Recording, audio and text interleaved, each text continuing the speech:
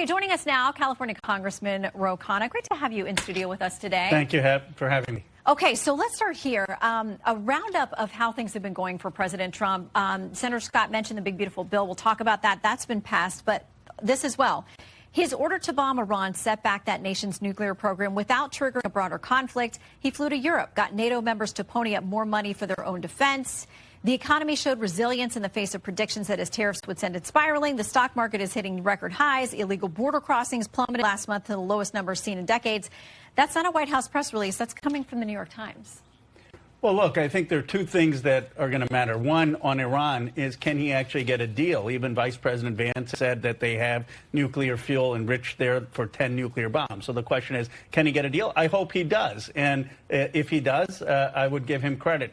On this, the economy, the big issue is the bill, and we're going to get into that. But I just don't think that taking away the health care with the Medicaid cuts and food assistance to give the tax breaks for the very wealthy is going to be good for working and middle-class Americans. Okay, before we get there into the details of that, let's talk about the economy specifically. Wages are up, inflation has slowed, prices are stabilizing on just about everything. Unemployment is down. The jobs report beat expectations.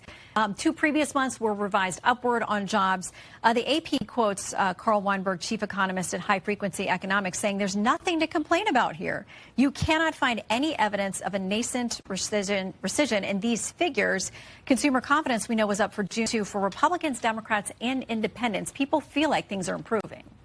Well, that's not what people are telling me at home or around the country. I mean, people still are very anxious with costs. They think that rents are too high, housing costs are too high, food prices are too high. They're anxious about having good paying jobs. And the private sector jobs were not growing. I mean, a lot of that was jobs in the state and local government, and a lot of it was in healthcare, where we're now going to have Medicaid cuts. So I think people are anxious about the economy. I'm not going to say, and I hope we don't go into a recession, but the reality is people aren't getting high enough wages for the costs. Okay, so here is what the Council of Economic Advisors, they're aligned with the president, of course. So here's what they predicted if the bill had not passed.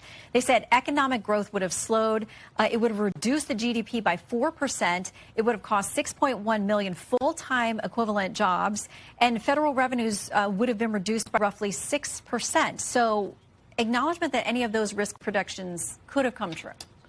Well, the reality is this adds $3.8 trillion to the national debt. A lot of tax breaks are for the wealthiest Americans. We know from 2017, when they tried these tax cuts for wealthy Americans, that people put that money in stock buybacks. They did not increase business investment. His same advisors made all these statements that it was going to have economic growth. It didn't do that.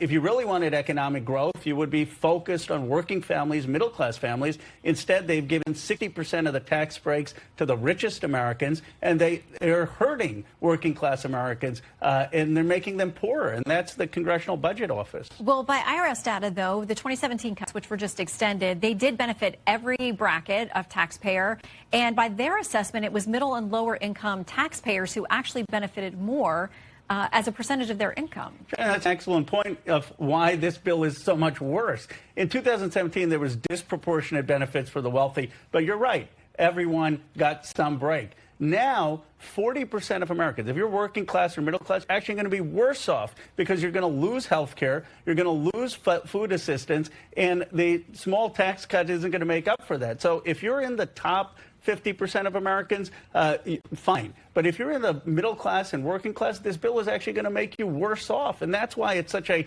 cruel policy. By the way, it's a tax increase on everyone's health care. They're taking away the Affordable Care Act subsidies. Premiums in this country for those on the exchange are going to go up 75 to 100%. We're going to talk with the speaker about all of that coming up. But I want to get to this point because I talked with the Treasury Secretary a little bit about this, about his idea that there's enforcement against illegal immigration built into this bill and that he thinks is going to help Americans economically. His piece over at the FoxNews.com op-ed that he wrote, he says the influx of millions of illegal aliens put an unsustainable strain on health care, housing, education, and welfare. It also supported a black market in labor that artificially suppressed working class wages for decades. He says the bill works to ensure that illegal immigrants are not taking advantage of the safety net created for Americans. Our most recent polling on this shows a strong majority of Americans favor deporting those who are here illegally. So what about the economic side of this argument that the Treasury Secretary makes? I think what most Americans want is to deport people who are here who are criminals, who are committing violent acts.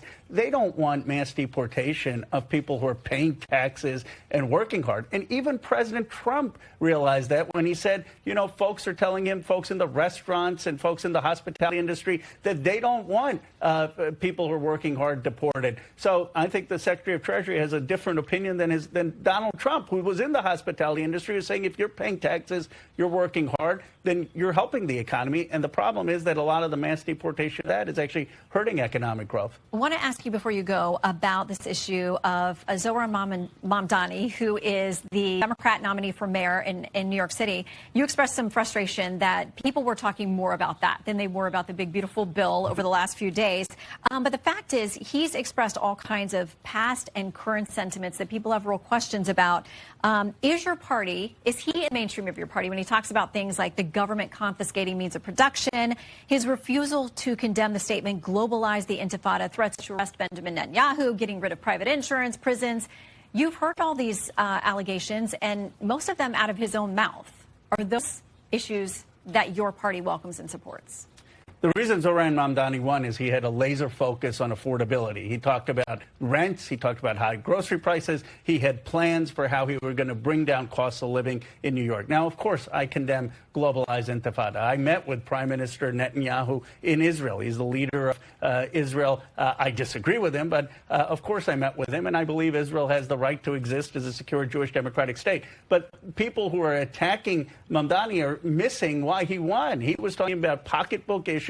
He mobilized a lot of people, and that's ultimately the lesson for the Democratic Party. Focus on the economy, focus on affordability, focus on good jobs, focus on health care. But doesn't disqualify him to hold these other positions along with those?